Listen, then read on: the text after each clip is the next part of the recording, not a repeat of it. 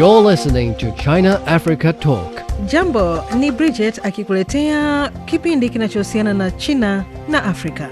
Vous écoutez le dialogue sino-africain avec Bridget. Everything China, everything Africa. Olá, você está ouvindo China Africa Talk com Bridget. سيداتي وسادتي مرحبا بكم في الحوار الصيني العربي مع بريدجيت. China-Africa Agriculture Cooperation continues to deliver tangible results both economically and technically. A practical example is the growing partnership between China and Uganda, which is making significant contributions to Uganda's agriculture development. David Kasura Kyomukama, Permanent Secretary of Uganda's Ministry of Agriculture, Animal Industry and Fisheries, says China plays a key role in driving Uganda's transformation toward modern agriculture. China is helping us in our transformation from a predominantly muscle-bound agricultural economy to an agricultural system that is using intermediate Chinese technologies. Agriculture remains the backbone of Africa's economy. For Uganda, the focus is not just on increasing output, but on modernizing production systems and enhancing self-reliance. Kyomukama highlights that China's approach is based on capacity building. China approach results in transformation of the production system. At a time of shifting global trade dynamics, South-to-South cooperation is gaining momentum. But what does agricultural modernization really mean for Africa's broader economic future and food security? I'm Bridget Mutambirwa. To find out more, I sit down with David Kasura Kyomukama, Uganda's Permanent Secretary for Agriculture, Animal Industry and Fisheries. Mr. Kyomukama, thank you for joining us. Thank you for having me. How would you describe the current state of China-Africa cooperation in agriculture and how has it evolved in the recent years? Let's start maybe with China-Uganda cooperation. Well, China-Uganda cooperation, it really stems from a long time. Because as you know, China is one of the few countries which helped us when we were fighting for our freedom, fighting for our independence. Now, in the issue of agriculture, we have tried to follow as much as possible the path that China has taken. The China example is a very good one to follow. Today, we get a lot of expertise from China in the fields of rice, fields of horticulture, in the fields of what I call intermediate technology, in the fields of research and development, innovations. China is helping us to set up vaccine factories.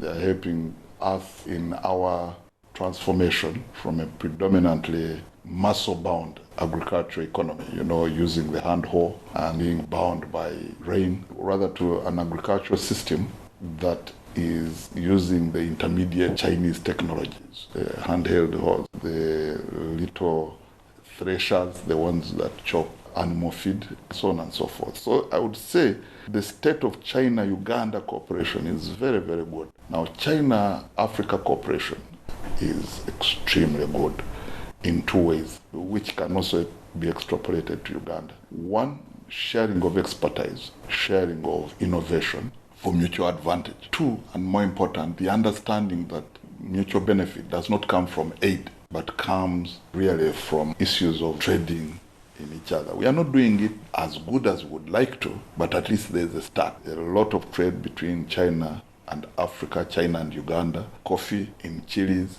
in wild aquatic species, fisheries, sorghum, rice. China has helped Africa. They are even helping us now to give us a rice variety that is regenerative and helping us to sustainably. So we are learning how did China do it. China has been sustainably farming its land for several years. How have they been doing it without destroying their environment? How have they succeeded in feeding their people? In your region, what are the most distinctive characteristics of agriculture and food systems, and what constructive roles have Chinese companies played in supporting agriculture development? Now, first of all, the main characteristics of agriculture in Uganda and in Africa in general is that it is peasant-led. As you know, between 60 and 70% of all Africans are involved in subsistence agriculture. Now, subsistence agriculture means the Africans produce but eat everything that they produce. In other words, despite the obvious economic advantage of having food on the table, but it means their effect on the GDP of their country is net zero because they don't have surplus. They eat everything they produce. Now, the disadvantage of this is that it's not a very resilient or sustainable system. If you have, for example, a season of failed rain, then you're going to have a drought. And when you have a drought, you are going to have a famine. And so, one of the challenges of Africans is to transform the agricultural system and indeed their food system from being a predominantly peasant-led, nature-based agricultural and food system into commercial agriculture, right, so that we have trade. Can you imagine if we could have free trade in food and other agricultural commodities, be able to exchange? I happen to know that there are African countries, for example, today, which are suffering because of the war in Ukraine, between Russia and Ukraine. Now you imagine, and yet I think fully 40% of the world's arable land is in Africa. So it is really very terrible to have African, and yet you have areas in Africa like Uganda which have surplus food. I happen to know that there are countries in Africa which import agricultural products from Brazil. It cannot be cheaper to import from Brazil than from Uganda. So the distinctive characteristics of agriculture in Africa and in Uganda is that it is nature-led, mainly mechanical, and therefore it is not very stable, very resilient. It is vulnerable to shocks which can occur. Now, I believe that these shocks can be overcome by transforming this system into a commercial. Now, the Chinese have helped us because, China has undergone a transformation from a peasant society. But in the late 70s and early 80s, you created some economic reforms which freed up the market. This is a very good example for us in Africa to follow. But the most important is what I call transition technologies. Helped the peasants to get small-scale technologies, handheld tractors, the cottage industries, the small-scale storage systems, but also helped by enabling the market to be able to offtake everything that was produced. So the peasants got money, they got incentive to produce, and innovation. Back this up with science and technology. China has a lot of agricultural colleges. So the Chinese have also given us technical expertise. They have given us knowledge. But three, they have also been a good source of transitional technologies for us, appropriate transitional technologies. And in some cases, they have helped us by coming to show us by doing. Now, in the case of Uganda, rice, I've talked about rice, about horticulture. I've talked about helping us to set up value addition infrastructure. Talked about helping us to set up storage facilities. China has supported agricultural development, and really also by allowing us to access the market, because the market is what creates incentive for production. So, to what extent can agriculture modernization help reduce rural unemployment and promote farmer-centered development across Uganda? Africa-wide, it's between 60 and 70% involved in agriculture. In Uganda, it's 70%. Now, the other issue is that the 78% of the population of Uganda is below the age of 35. So now this creates two problems. Problem number one is you have a huge population of youth who are potentially in agriculture. Now, first of all, it means they're functionally unemployed. We have done research in the Ministry of Agriculture that has indicated that it takes 4 strong men 7 days to cultivate 1 acre of land using a hand hoe. That means these 4 men are actually functionally unemployed. They are spending a lot of time but doing nothing because they are tilling the land using the time that they would spend innovating, doing other things, etc. They're spending it on. It means if those 4 men want to produce, for example, 50 acres of land, it will take them how many? A whole year to till 1 acre of land, rather 50 acres of land, that these people will be in perpetual poverty. So the only way you can do this, we talk about agricultural modernization, but the purpose of modernizing the way you do things is to transform the society. Because using the current methods we are using, or we've been using, we are going to condemn our people to perpetual poverty. So the most important thing now is to make sure that we adopt modern technologies. There is also another very, very important issue. You see, there's climate change now. Now, because of climate change, you have weather variability. You can no longer predict the weather. Now, if you're spending 7 days to till 1 acre, it means you'll spend 7 days to till 10 acres. Now, in the meantime, the weather might fail. So at the end of your tillage, you may plant and fail to harvest, to get any germination. So you need two things actually. One, to be able to till the land very quickly, and two, to be able to have some irrigation, some water, so that in case the weather fails, you can come in with water. And of course, number three, because we have been tilling the same piece of land for a long time, we need fertilizers. So that is how agricultural modernization can help. Now, reducing rural unemployment. Most of the people are involved in agriculture. So if you modernize agriculture, okay, you reduce the number of muscles that are working in agriculture, but you increase the number of people that can now innovate and do other things. Yes. You also increase the number of people that can go into value addition. You increase the number of people that can go into trade and that can go into other things. Because you see, what you're wearing is a product of agriculture. But you need people to be able to spin that. The last point is that the science of economics dictates that for as long as you produce using low technology, you're going to be limited to producing low value products, which are primary products. In other words, you're going to produce maize grain, not flour.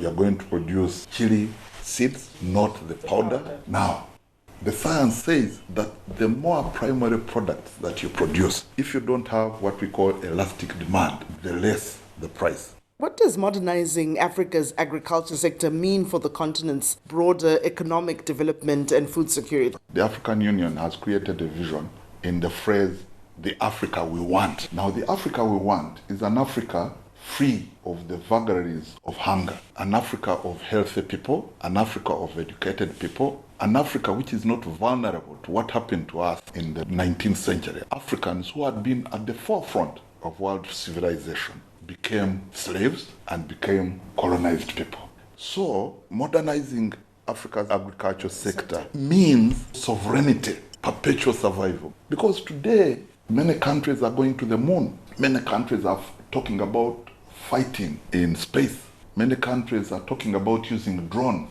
Even within your own society, modernizing an economy within your own society implies freeing up your people.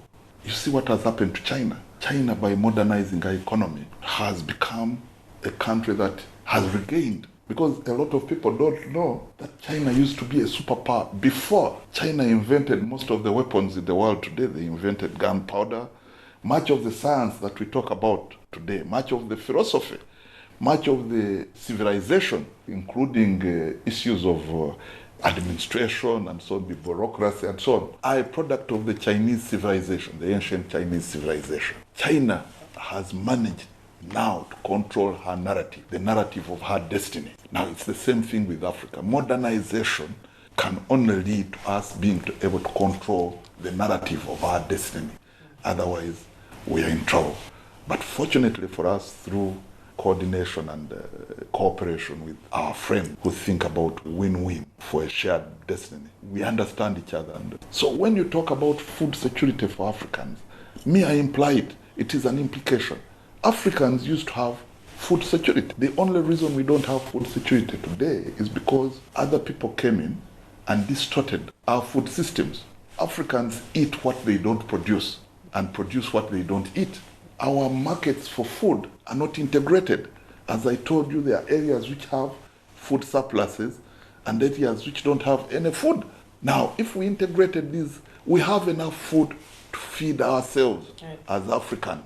Right. China's agriculture sector has undergone remarkable modernization in recent decades, actually. What key lessons can African countries learn from China's experience in transforming its agriculture? Oh, there are many, but I think I'll summarize them into 4. First is understand the problem. Be able to understand the problem. China sat down and really focused by using concrete historical analysis. They understood where the problem was coming from. The first thing China did is to analyze what is the problem of development that we are facing. What are the issues that we face? And I believe the Africans we should sit down and analyze. And the answer to this question can be seen in the problem of being strong enough to be sovereign so that we can map our own destiny. So that is lesson number one. Now the second is not to try to jump further than your legs can carry you. Transition, what I called transitional technology. Don't go from the hand hoe to very sophisticated tractors. Transition through handheld mechanization. Because you see, handheld tractors are actually the same as using an ox and a plow. But in this case, the ox is replaced by an engine. So China transitioned very well into this small-scale transitional technology and also freed up countryside population for innovation and therefore gave them a lot of incentivizing them to produce very well. Number three, be clear about where you want to go. And where you want to go, in the case of China, you know, they always say, this is such and such with Chinese characteristics.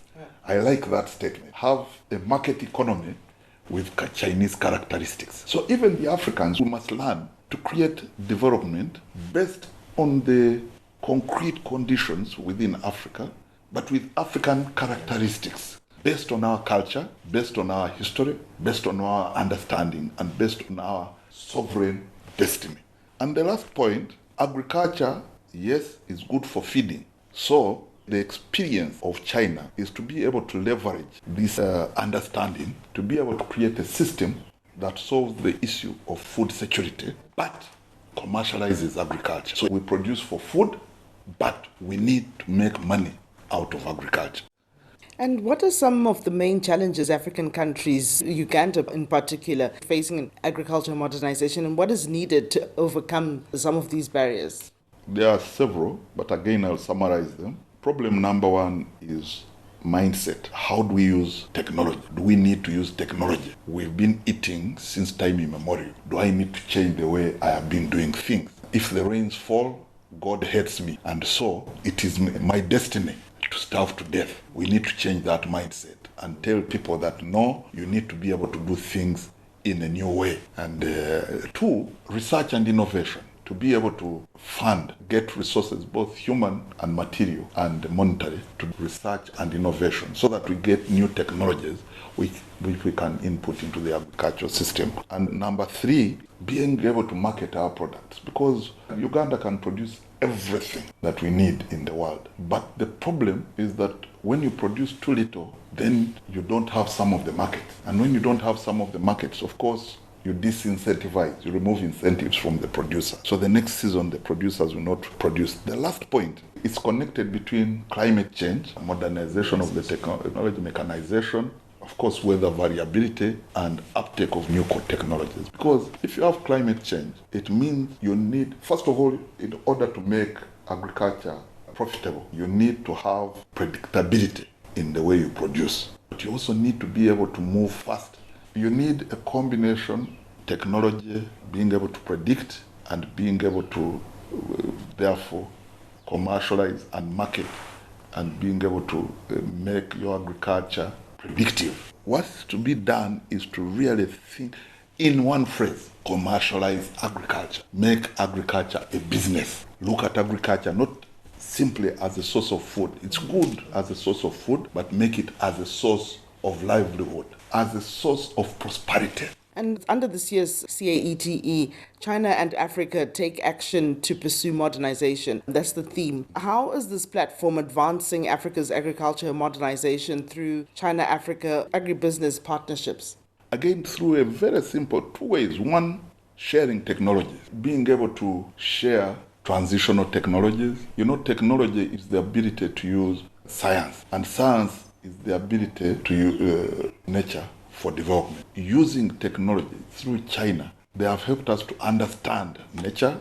They have helped us so that we can modernize, we can help transition our agricultural systems to make them more resilient, to make them better, and so improve our agricultural productivity. China is helping us in research and develop new varieties, new ways, agronomy, better skilling, better understanding of agriculture, but also they are helping us market, producing value addition, storage, but also market. By having bilateral and multilateral relationships for marketing. For example, Uganda now, we have protocols on chili. We can market our chilies here. We can market our sorghum. We can market wild aquatic products, coffee.